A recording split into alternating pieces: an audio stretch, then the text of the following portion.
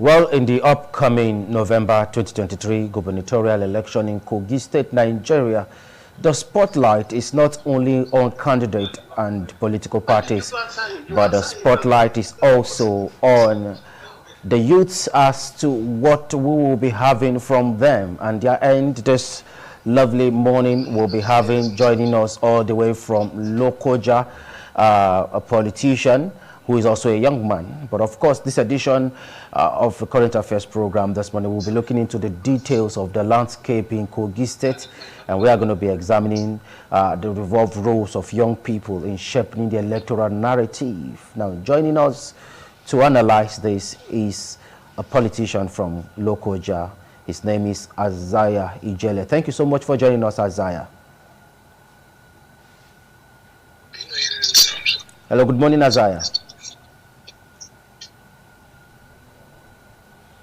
Okay, we're trying to get across and ensure we have a stable connection from him. If you can hear me, good morning.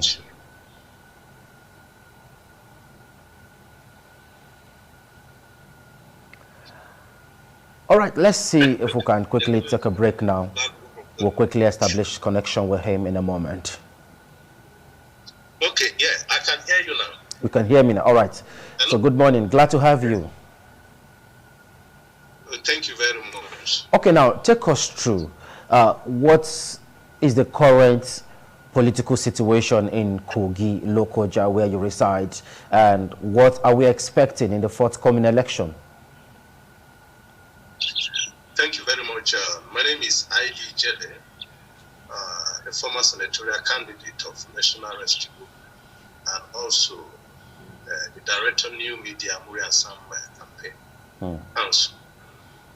Currently, Kogi State is tense, and the people are, they can't wait for 11/11 to kick out this government. And the government have been trying every means to scare the people, to give them a sense of a kind of mindset that they have won the election, and causing all kinds of attacks on our supporters. But they are not deterred. You can watch some of our campaigns and rally all over the state. Even some of our world rallies alone is more than their gathering of the zonal rally they did in Kenya. 2 days were in Ebola. That was a very wonderful welcoming to our place from morning to night. So the situation here is very, very tense. It is unfortunate that we have a governor. If you watch his speech 2 days ago, and as far as Kogi State is concerned, I am the governor and AKA white line. In the same society, such person is not want to be a councillor, let alone the local government chairman. And you know what? Even then we talk of governorship now. What you cannot give the people for almost 8 years, you are bringing in fact, and to even the worst part of it that the person is introducing, but is even worse than him himself. The best of Yaya Bello will be the worst. But don't you think? But don't you think having a successor is every dream? Is a dream of every outgoing governor. So having an anointed candidate, nobody should agitate that. Is this right as a governor? We've seen that replicated in so many states. We are talking about a viable successor, a successor that will take on your legacy. What is the legacy of Yaya Bello? I am talking to you. I'm from Nomala local government. I'm a royal son of Ututubatu Kingdom. There is nothing to write home about of this government in my local government. Nothing. They have done nothing. I'm not exaggerating. Nothing. No single thing. He himself as a governor have not stepped in that local government for the past 8 years. And so many other local governments. Are we talking about infrastructure? Go to my Facebook and Instagram page and X. You will see the dilapidated videos and structures of a local government secretariat. Local governments, they are all non-functional. Non-functional local government. All the allocation ended up in the pocket of some few at the state level. Okay. And then you are bringing your successor, so-called successor, that is your cousin from the same local government, from the same place, and in one of the most unpopular candidates among people the APC. That is where my principal is coming from. He was an aspirant in the APC before the primary, only for him to obtain an if to the primary, a court order restraining him from contesting in the primary. For what purpose? That what is a criminal? That is, he has done something unpardonable, or is not a member of the party. You can imagine such fraudulent. You can watch Natasha interview yesterday on channels and on Arise. Yeah. How he almost killed that lady, and what lady suffered in the hands of Governor Yabed. So he is not. That guy is not qualified. I repeat, to be a councillor. In fact, maybe a village youth leader. That is what. If you say he's not qualified to be even a local government councillor, he has held that state for almost 8 years now, and he will be leaving government, whether we like it or not.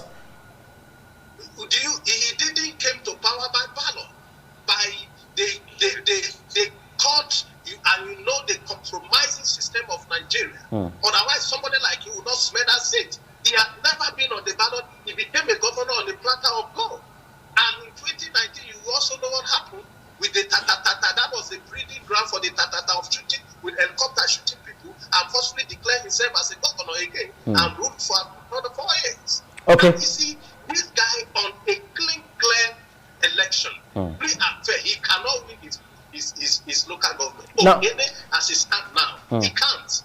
Okay, Kogi State. I'm not doing propaganda because I'm not in the I am telling you for a fact, as a citizen that is concerned about the welfare and the well-being of our people. I have not been in the state for so many years. Okay. But looking at the situation in the state is what brought me in to the state and start going into the political system of the state. Okay. Because it is so deteriorating that salaries are not being paid. How can you quantify a governor who came into a seat almost 8 years, still paid 20% salary, 15% salary? How do you cope with that? And his younger brother was just arrested some few months ago for possessing of over 10 billion. What was his word before he came into power? Yaya Bello, as I speak to you, if you are not aware, 20 billion of Kogi money is domiciled in CBN. Okay. Withheld by EFCC. Okay, David, hold on. Well, Yahaya Bello is not here now to defend himself of all some of these your allegations. He's not here. And we cannot categorically accept some of your submissions here. But these are your opinion. These are your opinion, and it doesn't have anything to do with independent television. Sir, listen to me. This is not an opinion. I'm telling you a fact. For a fact of what is on ground, of the arrest made by EFCC, you can Google it. That Yahaya Bello Kosi was arrested. His wife was declared wanted. Go and find her. Okay. Just a little I can tell you this, that this is not a propaganda. And that our 20 million of bailout fund found itself in another bank, and EFCC hijacked the money and kept it in CBN. Okay, now. Find out. This is not a propaganda. This is reality. This is fact. Okay. Now, could it be that? All right. Now, let's now discourse, because we need to start putting a wrap to the discussion. Do you think whoever takes over from Yahaya Bello will have the guts or the nerve to call him to order or ask him to come and account for the period of time he was the governor of the state? Do you think that do we have any candidates among any of the candidates to do that? With the FCC, go and find her. He has a case with FCC already, and they are waiting for him. The day Yahaya Bello step out of that, trust me, EFCC will pick him up. He's either he submit himself to EFCC or they'll pick him up. He has a case already of his property that was confiscated by the EFCC, traceable to him. Go and find out. Okay, now, looking at the disparities and the series of attacks we've seen in the state so far, SDP candidate... This allegation, are you getting? I cannot come on the TV to allege a governor on what is not calling EFCC. Okay. So I cannot allege EFCC what is not true. Okay. I just hope you can hear me, but let's just quickly take this as we begin to wrap up. What should we expect? Do you think the security agencies... Are you there? David, are you there? Okay, let's just hope we get across to you, but we need to wrap up now if you can hear me. We're asking what is the current situation now, because looking at the series of attacks on some of the political parties we've seen so far. Okay, well, we've actually lost connection with him there. I think this is how much we can take on our platform this morning. If David can come back, but I doubt, because time is not our friend at this point. We'll be wrapping up now, and Abuja Network Center will be joining us as we take a closer from the Boat Network Center. Tolu Lokme.